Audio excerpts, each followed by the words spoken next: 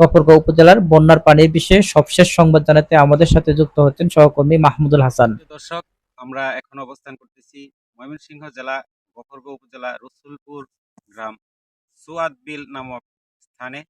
এখানে আপনারা দেখতে পাচ্ছেন বৃষ্টির পানিতে গতকালকে অতি বৃষ্টির কারণে ফিশারি এবং ফসিলাদি জমি কৃষি এবং বিভিন্ন শস্য তলিয়ে গেছে। এছাড়া গ্রামের সাধারণ মানুষগুলো খেটে খাওয়া মানুষ অল্প কিছু জমি চাষাবাদ করে ধান এবং অন্যান্য ফসলাদি সব ইতিমধ্যে দেখতেছেন আপনারা তলিয়ে গেছে।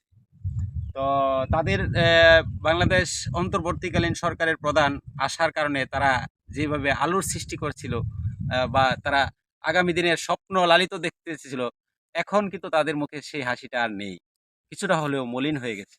তারা আরো আশাবাদ, ইনশাল্লাহ অচিরে তাদের আল্লাহর রহমতে প্রাকৃতিক দুর্যোগ মোকাবেলা করে সবাই ঐক্যবদ্ধ হয়ে আগামী দিনের সুশাসন এবং স্বপ্ন বাস্তবায়ন করবে।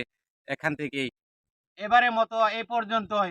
Mahmudul Hasan, S M A TV news, Gafargaon.